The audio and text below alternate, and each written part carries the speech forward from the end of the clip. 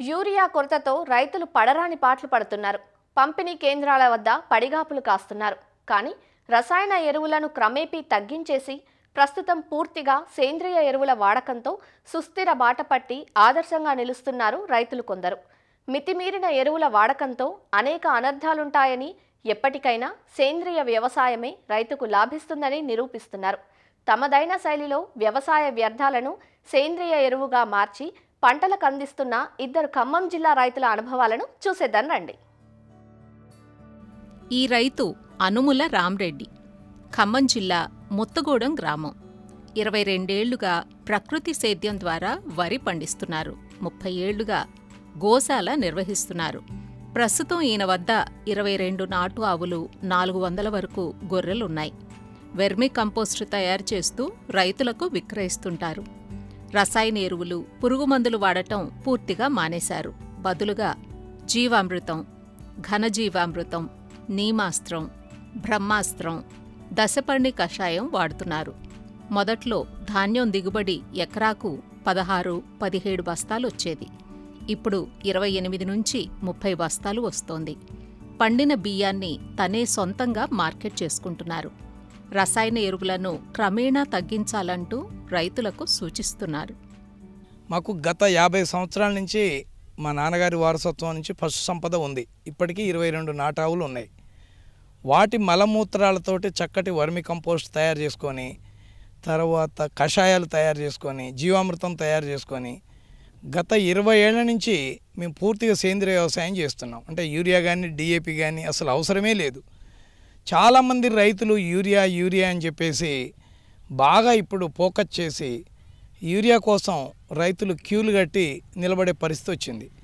అసలు భూమిని కాపాడుకోవాలి, పర్యావరణాన్ని కాపాడాలి, ప్రజల ఆరోగ్యాన్ని కాపాడాలి. కాబట్టి దయచేసి రైతులందరూ యూరియానే నమ్ముకోవద్దు. అసలే భూమిలో పశువుల ఎరువు, కోళ్ళ ఎరువు, గొర్రెల ఎరువు, మేకల ఎరువు, వర్మి కంపోస్టు, వాలెరువు, పందిపెంట, ఇన్ని రకాల సేంద్రియ పదార్థాలు అంటే పచ్చిరొట్ట నవధాన్యాలతోటి మేము ఇప్పుడు మా పొలంలో ప్రతి సంవత్సరం 9 రకాలు అంటే జీలుగులు 5 కేజీలు, జనువులు 5 కేజీలు, బొబ్బెర్లు 2 కేజీలు, ఉలవలు 2 కేజీలు, సద్దలు 2 కేజీలు, పిల్లిబిసర్లు 2 కేజీలు, ధనియాలు 1/2 కేజీ, మెంతులు 1/2 కేజీ, నువ్వులు 1/4 కేజీ.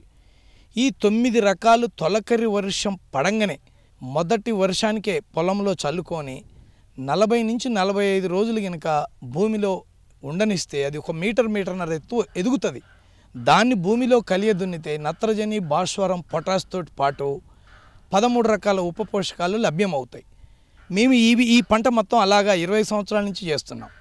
దానికి తోడు 1 ట్రక్కు పశువుల పేడ ఉంటే దాన్ని టన్నున్నర వర్మి కంపోస్టు రైతులే తయారు చేసుకోవచ్చు.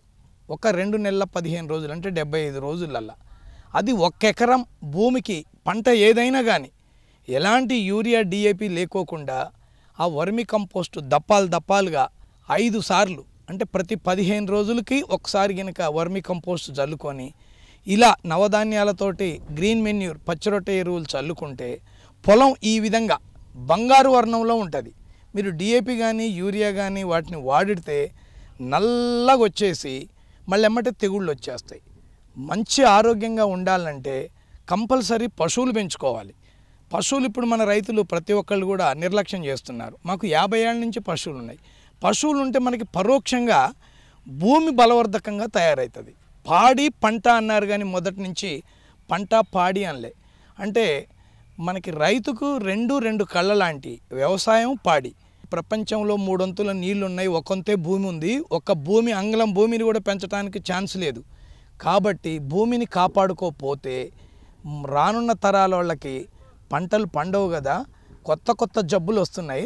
కాబట్టి ప్రతి రైతు కూడా యూరియా వైపు పోకోకుండా ఇలా సేంద్రియ వ్యవసాయం చేసుకొని చక్కలు పంటలు పండించి అతను ఆరోగ్యంగా ఉండి ప్రజల ఆరోగ్యాన్ని కూడా కాపాడాలి. అంటే చాలామంది అనుకుంటారుగా ఆరోగ్యాన్ని ఇచ్చేది డాక్టర్లు అనుకుంటారు. డాక్టర్లు ఆరోగ్యాన్ని ఇవ్వరు. డాక్టర్లు జబ్బొస్తే తగ్గిస్తారు. అసలు ఆరోగ్యాన్ని ఇచ్చేది రైతు అమృతం పండిస్తే ఆరోగ్యంగా ఉంటారు, విషం పండిస్తే రోగగ్రస్తులు అవుతారు. యూరియా వైపు పోవద్దు. మీకు తప్పదు అనుకుంటే 1 కట్ట అరకట్ట తీసుకొని ఎప్పుడేసినా 5 కేజీలు పశువుల ఎరువులో కానీ, కోళ్ళ ఎరువులో కానీ, మేకల ఎరువులో కానీ, వాల్ ఎరువులో కానీ, పాటిమన్నులో కానీ, చెరువు మన్నులో కానీ, వర్మి కంపోస్ట్లో కానీ కలుపుకొని చల్లుకోవాలి. మన రైతులు సూటిగా డైరెక్ట్గా ఎరువు వేయటం వల్ల నల్లగా కానొచ్చేసరికి ఏదో బాగుందని అనుకుంటారు. కానీ రైతు కూడా అర్థం చేసుకోవాలి, ఆ యూరియా కట్ట తయారు చేయడానికి 2400 ఖర్చు వస్తుంది. గవర్నమెంట్ సబ్సిడీ రూపాన మనకి మిగతాదంతా బరాయించి 266 రూపాయలకి ఇవ్వటం జరుగుతుంది. కానీ ప్రతి రైతు కూడా ఇది తెలుసుకొని, మేము గత 20 ఏళ్ల నుంచి ఒక యూరియా కట్ట వాళ్లే. దిగుబడి కూడా స్టార్టింగ్లో తగ్గింది, రాను క్రమేపీ పెరిగి ఇప్పుడు 30 బస్తాల చిల్లర వస్తుంది. వాటిని మేము సొంతంగా మరబట్టించి, మాకు ఎక్కడా లేకోకుండా ఖమ్మం జిల్లాలో కలెక్టర్ గారు సొంతంగా ఆర్గానిక్ స్టోర్ ఇచ్చారు. ప్రతి రైతు కూడా ఈ విధంగా తయారు చేస్తే గవర్నమెంట్ వాళ్ళు కూడా మార్కెట్ కోసం ప్రయత్నం చేస్తున్నారు. ప్రతి జిల్లాకు కూడా ఆర్గానిక్ స్టోరు ఇవ్వడానికి వాళ్ళు సిద్ధంగా ఉన్నారు. ముఖ్యంగా సేంద్రియ సేద్యంలో గట్లు శుభ్రంగా ఉంచుకోవాలి. మేము బ్రష్ కట్టర్ తోటి, ఒక వైర్ దొరుకుతుందండి, బ్రష్ కట్టర్ తోటి ఈజీగా కట్ చేసుకోవచ్చు. మనం టెక్నాలజీని కూడా ఉపయోగించుకోవాలి. అదే మనుషులు కట్ చేయాలంటే 300-350 రూపాయలు. ఒక మనిషి ఒక అరెకరం కూడా కట్ చేయలేకపోతున్నారు. ఒక బ్రష్ కట్టర్ ఉంటే 4-5 ఎకరాలు ఒక మనిషి శుభ్రంగా దుగాలు కట్ చేసుకోవచ్చు. పొలం శుభ్రంగా ఉంటే తెగుళ్ళు రావు.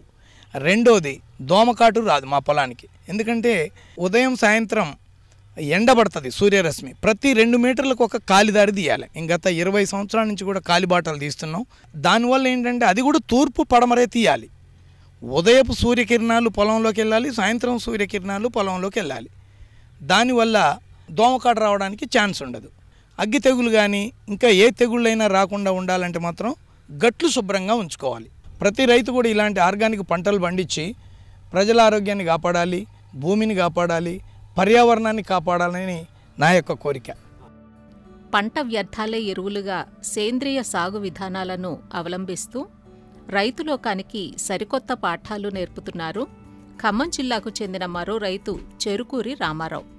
రఘునాథపాలెం మండలం కోయచలక గ్రామానికి చెందిన ఈయన 12 ఏళ్లుగా రసాయన ఎరువుల జోలికి పోకుండా 25 ఎకరాల్లో బొప్పాయి, చెరకు, పసుపు, మామిడి, పలు రకాల కూరగాయలు, ఆకుకూరలు పండిస్తున్నారు. ప్రత్యేకంగా నిర్మించిన ట్యాంకులో కుళ్ళిన పండ్లు, ఇతర పంట వ్యర్థాలు నిల్వ చేసి వడబోసి డ్రిప్ ద్వారా నేలకు అందిస్తున్నారు. దశాబ్ద కాలంగా ఏ రోజు తాను ఎరువులు, మందుల కోసం దుకాణాలకు వెళ్ళింది లేదని చెబుతున్నారు చెరుకూరి రామారావు. ఒక 25 ఎకరాల్లో సేంద్రియ వ్యవసాయం ఒక 10-12 సంవత్సరాల నుంచి చేస్తున్నాం. మేము ఎక్కువ కూరగాయలు, పండ్ల తోటలు, చెరుకు, తర్వాత రకరకాల ఆకుకూరలతో సహా రకరకాల చేస్తున్నాం. మేము సిటీ దగ్గరలో ఉండటం వల్ల మా మార్కెటింగ్ ఈజీ ఉంటుంది అనే ఉద్దేశంతో మేము పండించుకొని మేము అమ్ముకుంటున్నాం. ఫస్ట్లో పచ్చిరొట్ట ఎరువు వేసి కలే దున్ని బెడ్లు తయారు చేసుకొని వీలుంటే పశువుల ఎరువు అవి వాడతాం. తర్వాత ఎక్కువగా మన చేలో ఉన్న వ్యర్థాలను మేము ఏం చేసామంటే 1-1.5 లీటర్ల గుంట తీసి దానికి మ్యాట్ వేసి దాంట్లోనే మా కూరగాయల వ్యర్థాలు కానివ్వండి, పంటల వ్యర్థాలు, కలుపులు, వీటన్నిటిని ఆ గుంటలో కుళ్ళబెట్టేసి అదే నీళ్ళని మేము డ్రిప్పులు ఇవ్వడం జరుగుతుంది. వాటితో పాటు మాకు ఖమ్మంలో ఆర్గానిక్ స్టోర్ ఉంది, ఆయిల్ మిల్లులు ఉన్నాయి. దాంట్లోంచి వచ్చే కేకుని డ్రమ్ముకి ఒక 4 కేజీలు 5 కేజీలు కుళ్ళబెట్టేసి దాంట్లో డీకంపోజ్ బ్యాక్టీరియా కలిపి బలం కోసమని దాన్ని స్ప్రేయింగ్ చేయటం కానివ్వండి, భూములు ఇవ్వటం కానీ జరుగుతుంది. మేము ఇన్ని 25 ఎకరాలలో కూడా మేము ఎక్కడ చెరుకు చేలో కానివ్వండి, సీతాఫలం తోట కానివ్వండి, మిరప చేస్తున్నాం. వాటిలలో కానివ్వండి, ఇప్పుడు కింద వేసినటువంటి పసుపు కానివ్వండి, దొండకాయలు కానివ్వండి, ఏ పంటలలో అయినా సరే మేము ఎటువంటి రసాయన ఎరువులు కానివ్వండి, పురుగు మందులు కానివ్వండి లేకుండా వాడడం జరుగుతుంది. మనకి రైతులకి ఇలా వచ్చేసి యూరియా కోసం వాటి కోసం చాలామంది రైతులు ప్రభుత్వాలు కూడా విదేశాల నుంచి వచ్చే ప్రోడక్ట్ కాబట్టి రకరకాల కారణాల వల్ల అందిలేకపోవడానికి కూడా ఒక రీజన్ ఉండొచ్చు. మేము గత 10 సంవత్సరాల నుంచి యూరియా వాడాల్సిన పని లేకుండా మా సొంత ప్రోడక్ట్ తోటే, మన దగ్గరలో ఉన్న ప్రోడక్ట్ తోటే చేయడం జరుగుతుంది. రైతులకి ఈజీ మెథడ్ ఏంటంటే మన చేలో ఉన్న వ్యర్థాలను కానివ్వండి, లేకపోతే దశపర్ణి కషాయం కానివ్వండి, లేకపోతే జీవామృతం కానివ్వండి, మజ్జిగ, ఇంగువ, పసుపు, బెల్లంతో మీకు బ్రహ్మాండమైన ఫర్టిలైజర్గా పనిచేస్తుంది. అలాగే పైన స్ప్రేయింగ్ చేసుకుంటే మీకు ముడతలు, దోమలు, త్రిప్స్, మైట్స్, రకరకాల ఫంగిసైడ్గా ప్లస్ పెస్టిసైడ్గా తర్వాత ఫర్టిలైజర్కి కూడా పనిచేస్తుంది. పంట నాణ్యత పెరగటం, తర్వాత దిగుబడులు కూడా ఆశాజనకంగా ఉంటాయి. ప్రభుత్వం ఎక్కడో తిప్పలబడి తీసుకొచ్చినా కానీ నెక్స్ట్ రాబోయే రోజుల్లో కూడా ఈ సమస్య పెరిగేదే. యూరియా రావడం కానివ్వండి, డిఏపి రావడం కానివ్వండి, ఇవన్నీ విదేశాల నుంచి వచ్చే ప్రోడక్ట్లు కాబట్టి రకరకాల కారణాల వల్ల మనకి తక్కువ రావడానికి కూడా అవకాశం ఉంది. సేంద్రియ వ్యవసాయాన్ని రాష్ట్ర గవర్నమెంటు, సెంట్రల్ గవర్నమెంటు వాళ్ళు సేంద్రియ వ్యవసాయాన్ని ప్రోత్సహించాలి. ఇలా విపరీతమైన షుగర్లు, బీపీలే కాకుండా క్యాన్సర్లు విపరీతంగా చిన్నపిల్లల్లో కూడా క్యాన్సర్ కనపడుతుందనే ఉద్దేశంతో ప్రత్యామ్నాయ వైపు మరలాల రైతులు అనే ఆలోచనతో కూడా ప్రభుత్వం ఉంది. మన భూమిలో అత్యధికంగా భాస్వరం, పొటాషులు విపరీతంగా ఉన్నాయని ఇవాళ సైంటిఫిక్గా చెబుతున్నారు. ఇవాళ దానికి మనం ఏంటంటే ఆ బ్యాక్టీరియాలు కనుక నైట్రోజన్ బ్యాక్టీరియా, భాస్వరం బ్యాక్టీరియా కనుక భూమిలో ఇవ్వగలిగితే ఉన్న పోషక పదార్థాలన్నింటినీ అవి మొక్కకు అందించి అధిక దిగుబడి రావడానికి అవకాశం ఉంది. కాబట్టి ఈ పద్ధతిలో మరలాలని కోరుకుంటున్నాను. మేము లాస్ట్ ఇయర్ మేము పపాయా చేసినామండి. దాంట్లో మేము ఎటువంటి రసాయన ఎరువులు కానివ్వండి, కలుపు మందు కూడా వాడలేదు.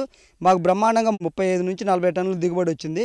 రైతులు వచ్చి చూసుకోవచ్చు. మీకు సలహాలు కానీ సూచనలు కావాలని ఇవ్వాలన్నా కానీ నేను ఇవ్వడానికి సిద్ధంగా ఉన్నా. చూశారుగా, ప్రతి వ్యర్థాన్ని మన పంట పొలంలోనే విలువైన సేంద్రీయ ఎరువుగా మార్చి అర్థవంతంగా వాడుకునే అవకాశాన్ని అందరం అందిపుచ్చుకోవాలి.